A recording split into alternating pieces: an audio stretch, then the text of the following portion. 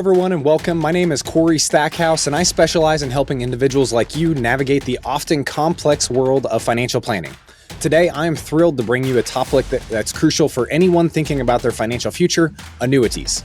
Now, annuities I know can seem intimidating at first, with terms like MYGAs, FIAs, VAs, all those others floating around. It's easy to get lost in the jargon, but fear not. My goal today is to simplify these concepts and show you how annuities can be a powerful tool in securing your financial well-being. Now, we'll explore the ins and outs of multi-year guaranteed annuities, fixed indexed annuities, and variable annuities. I'll explain how each of them work, the unique benefits tied to them, and how they can fit into your overall strategy. Now, that's not all. We'll also dive into riders and the world of guaranteed income, long-term care enhancements, and death benefit riders. These features can significantly enhance the value of an annuity, and I'll provide you some real-life examples on how they would work. Now remember, your financial options and understanding them is the first step towards making an empowered decision. Whether you're planning for retirement, looking to grow your savings, or seeking a stable income stream, this video is designed to give you the knowledge you need. Thank you very much for your time, and let's dive in. We're going to cover 5 main areas in today's video. We're going to first off discuss what an annuity is, discuss the different types of annuities, talk about the riders or the benefits that you can purchase with those annuities, the tax treatment on annuities, and lastly, determining which one might be best for you. We first need to go over the definition of what an annuity is. So an annuity is a financial product that provides a stream of payments to an individual, typically used as a strategy for managing income throughout their retirement. It is essentially a contract between an individual and an insurance company where the individual pays either a lump sum or a series of payments to the insurance company, and in return, the insurance company will turn around and make periodic payments back to the individual, either immediately or at a future date for lifetime. Now, there are 2 different main phases of an annuity. There is the purchase phase and there is the payout phase. The purchase phase, again, is where you're going to be adding that initial contribution to the policy. And if you have a continuation of the accumulation phase or the purchase phase, you're going to be able to add more money to that policy if you're deciding not to take immediate income from it, depending on the carrier. Now, the payout phase is where you are annuitizing or taking a guaranteed lifetime income from the policy. That is when the insurance carrier is going to set up those periodic payments to you, whether that's annually, quarterly, semi-annually, monthly, whatever option is available to you through that particular carrier. Now, you can either take income immediately or you can defer it to in the future, whichever is going to make the most sense for your situation. Depending on the annuity that you have, there are different types of payments that could be applicable. So fixed annuities, the most simple and boring of all of them, I guess I'll refer to them as, is going to provide a regular guaranteed payment, no special fancy things about it. A variable annuity, its income can be based off of the performance of the underlying indexes or the underlying investments chosen inside of that policy. It gets a little bit more complex. And then indexed annuities are annuities that will perform positively when an index that is chosen, whether it's the S&P 500 or any other index out there, goes up. Those payments tend to go up over time. If the market goes down, they tend to stay the same. Now, riders and the options available to you through those insurance policies or the annuity contracts, there's going to be death benefit riders. Those ensure that the beneficiary receives a payment upon your death, whether that is for the initial dollars that you put into the policy, or you want to guarantee that there is something minimal left to them down the road, depends on what you're looking for. There are income riders. That is where they essentially create an additional pension for you. And I say essentially because they're not quite the same, but it is a lifetime guarantee of payments to you, whether they're going to stay flat or whether they're going to increase over time. They traditionally do not go down unless you have a unique type of policy, maybe a variable, but it's really case by case with that as well. There are some long-term care enhancements inside of policies. The ones that I am most familiar with is on the lifetime income that you take from a policy. In the event you want that income to go up whenever you go to a nursing home, you would consider one of these riders. So let's assume somebody's receiving $10,000 a year from their annuity policy. Well, that income may double during the time that they are in a long-term care facility or qualified for long-term care to help pay and offset those expenses that you have incurred. And then lastly, there is an accelerated benefits rider. It does allow access to the money prior to death in the event you have been diagnosed with a terminal illness or a critical medical condition. It's often, again, used to cover the medical expenses tied to those. Tax treatment is another thing I wanted to hit on this page. So on inside of an annuity. We're not talking about inside of an IRA right now. We're talking about outside of an IRA. Whenever you put money into that policy, you're never going to get double taxed on your money. So let's say you put $100,000 into a policy and it grows into $150,000 over the next 5 years. You are not going to owe taxes as the policy grows each calendar year. You'll only owe taxes on the gains whenever the policy gets paid out in the future, whether that is via a income rider or you take a lump sum and want to move it to your other account elsewhere. It's again upon the withdrawal of the monies is when you would start paying the taxes on them. So it's going to defer the taxes until a later date. There's 3 main annuity types that I want to hit on today. The first one is going to be a multi-year guaranteed annuity, or an MYGA. They look and act and feel just like a CD, if you're wanting a comparison. A fixed indexed annuity is going FIA. We'll call it medium risk relative to the low risk with the CD or the CD comparable a moment ago. It's going to follow the performance of an index. When the index goes up, you're going to get credited interest. When the index goes down, you traditionally get a 0% or some limitations to the downside in those policies, again, depending on how you build them and where you purchase them from.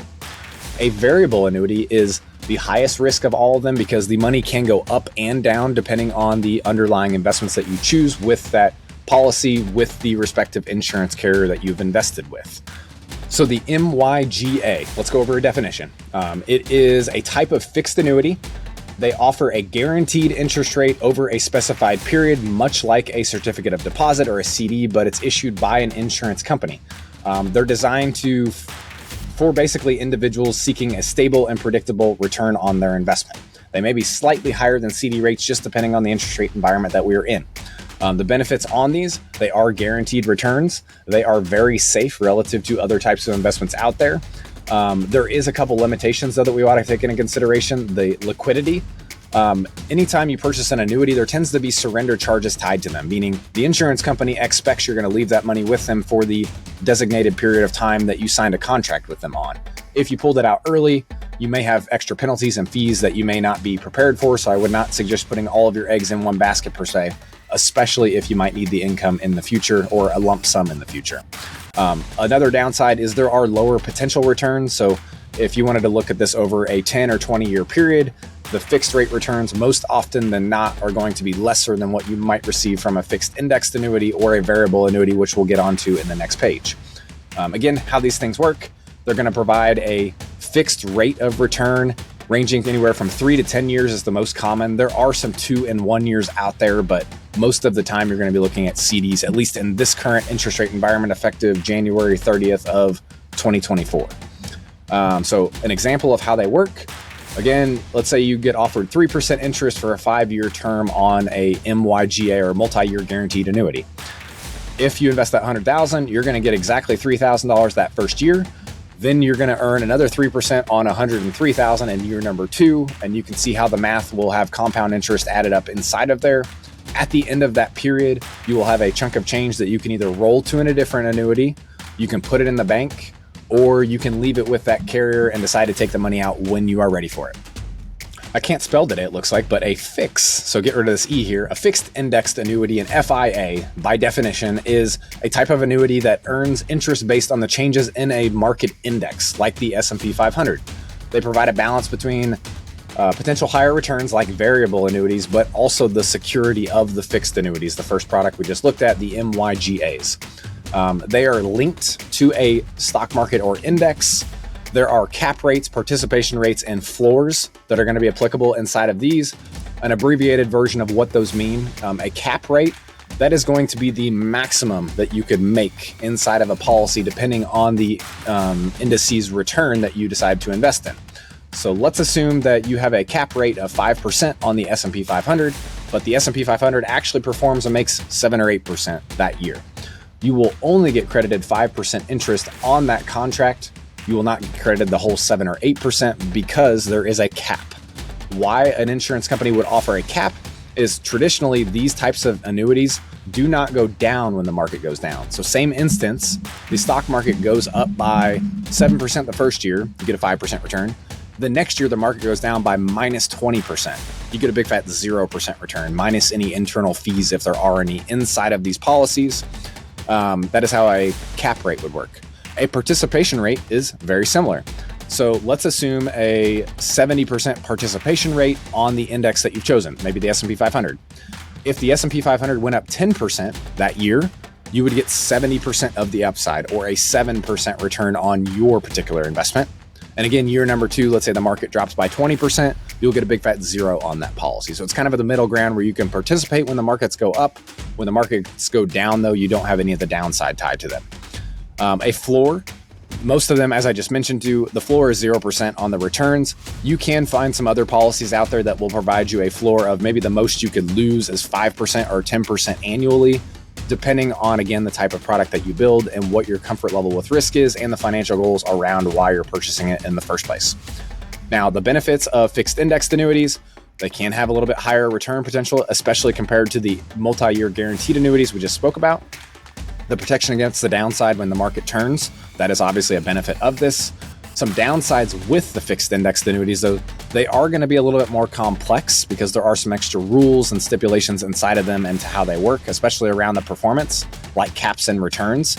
These do change from year to year depending on the insurance carrier, so that is also a risk at play as well. There can be higher fees. It just depends on what you're looking for. I've seen fees from 0% all the way to 2.5% annually on the contract, depending on what riders and benefits and guarantees you want to pay for. Variable annuities. By definition, they are a type of annuity where the payout and will vary based on the performance of the investment options chosen by the annuity holder.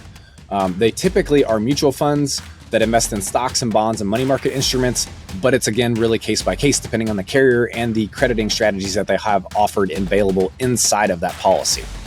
So how they work, there are going to be sub accounts that you invest inside of in the annuity. So for example, let's say you put $100,000 into an annuity, there is going to be mutual funds and exchange traded funds inside of that annuity contract that you can invest into. When the investment that you have chose goes up, the contract value will go up, plus the guaranteed income that you have purchased if you decided to purchase a rider inside of this. If the market goes down, you don't have a floor inside of these, so you can actually lose money just like you would be investing a 401k or a traditional IRA in the traditional mutual funds or exchange traded funds. Now, the impact of market performance, again, that income you receive if you decided to take a lifetime income can fluctuate based on the market performance. So that is kind of how they work and how they're different from the fixed index products and even more different from the MYGAs, the CD comparables that we just discussed. Now, the benefits of a variable annuity, you can have much higher return potential because there are basically no caps on these things. It does defer taxes on the growth, unlike how it would be if you were inside of a brokerage account and you wanted to buy and sell and exchange different mutual funds inside of there. You're not going to actually have to declare those gains inside of this annuity again until you pull the money out and start putting money in the bank in the future. A downside, there is market risk, so the account can go down in value, whereas the first two cannot. The fees in these tend to be the highest of all three that I have mentioned. Basically, there is going to be an administrative charge anywhere from 0 to 1%. There's a mortality and expense risk charge. It's a bunch of extra fees that the insurance company ties inside of here because of the guarantees they're offering you. And these tend to be the most complex of all three that we had discussed as well. All right, I mentioned the riders inside of these annuities earlier on in this video, but I'm going to get more into the weeds about income riders, death benefit riders, and long-term care riders. All right, an income rider. Definition: an income rider is an additional feature that can be attached to an annuity contract, providing a guaranteed income stream, often for life, and in most instances. How they work: they will guarantee a certain level of income regardless of the market performance. Typically, you can activate the income stream at a future date of your choosing or upon the initial purchase of the policy. Whatever, again, is most applicable to your financial goals and your income needs. Now, example inside of annuities, how this would work. Suppose you have an income rider tied to a variable annuity with a $100,000 investment. The rider might guarantee a 5.5% annual withdrawal rate for life starting at age 65. Regardless of what that annuity contract does performance-wise between now and then, this policy will pay $5,500 a year every year forever. It could go up over time if you have very positive performance, but in this case, since you bought the income as a rider, it will never pay less than $5,500 a year every year for the rest of your life for as long as you're on the planet.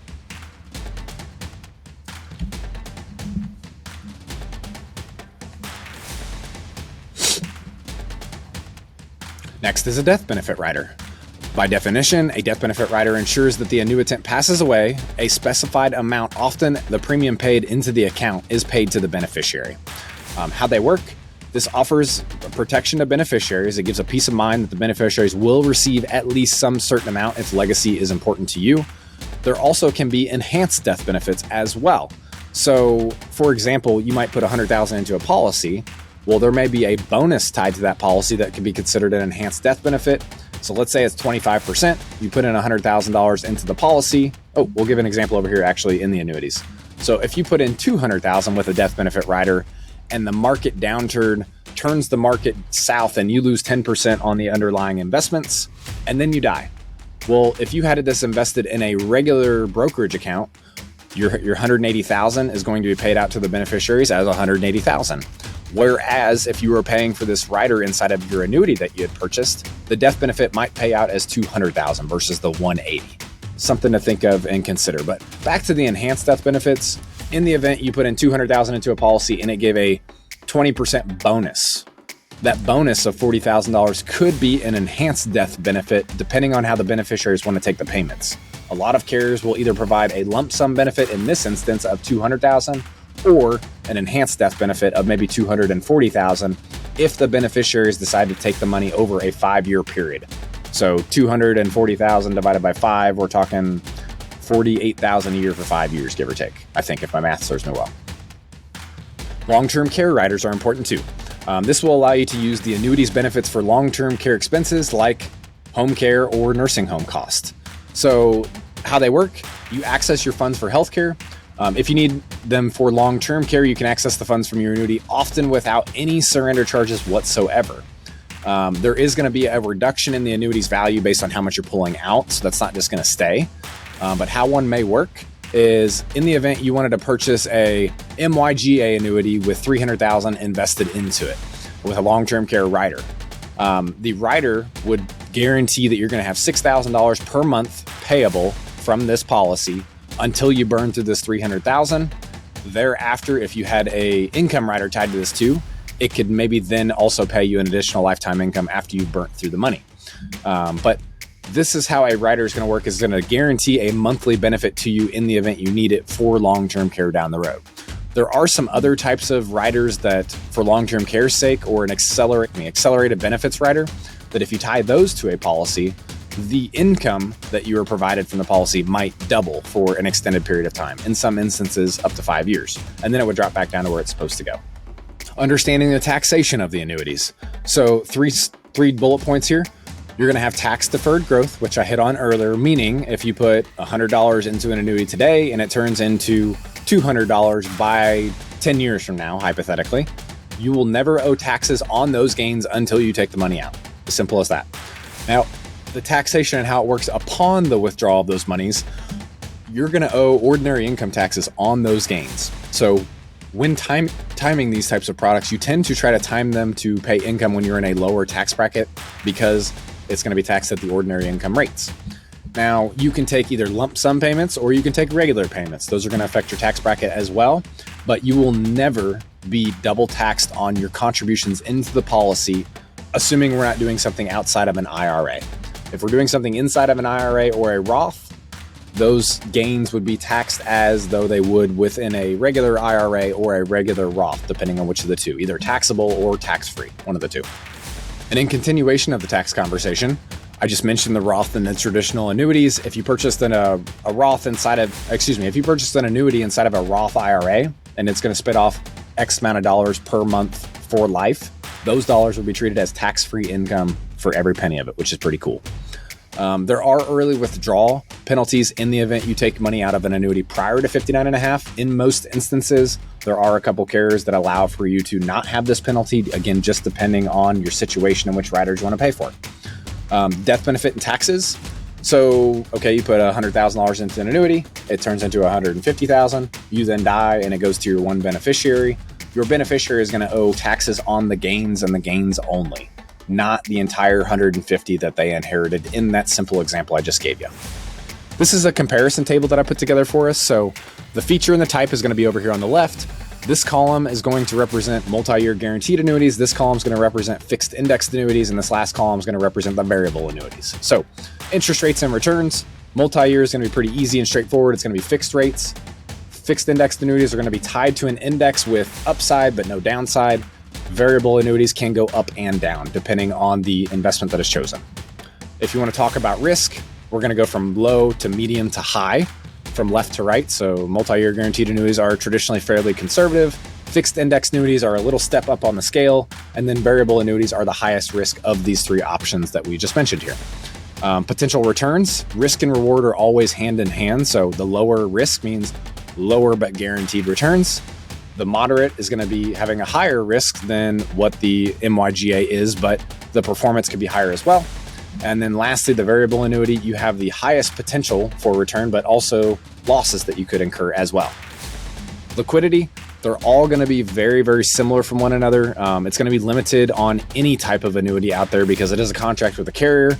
They are expecting you to stick with them for the life of that contract. And if you don't, that's again where they have maybe some fees that might be applicable to you. So for suitability's sake, multi-year guaranteed annuities tend to be for the most traditional, the most conservative folks. Fixed indexed annuities and variable annuities, I kind of put these side by side because it really depends on your life stage, the financial goals that you have, and again, the comfort level with risk. I'm going to call a fixed indexed annuity moderate and a variable annuity aggressive, just for sake of this video, but it really just depends on what your overall objective is on the suitability piece. Now, the additional features that you could receive from these policies, again, MYGAs are very simple. There's not very many options that you could choose from them. Fixed indexed annuities are going to have more additional features that you can choose from. And the last is going to be variable annuities. They're going to have the most types of riders and benefits that you can purchase for those policies.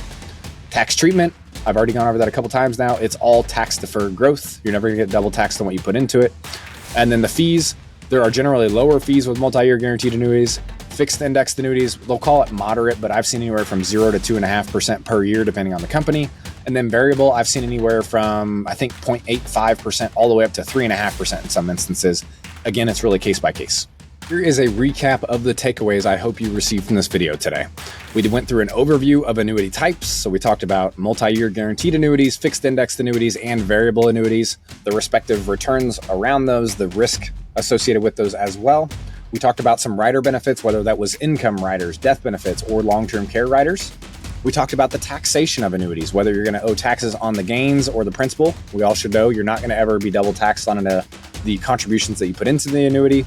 Now, the type of taxes, whether it's in an IRA or a Roth or outside of those types of accounts, will differ depending on which one you're in. And choosing the right type of annuity, that's again really case by case depending upon your financial goals, your comfort level with risk, your income needs, and or any other variables that you're speaking with your advisor or insurance agent on. So in the event you don't have anybody to talk to these about, we're happy to help. Our contact information is down here or will be in the description of the video. Otherwise, thank you for your time today. I hope you enjoyed this video and I'll see you next week. Thanks.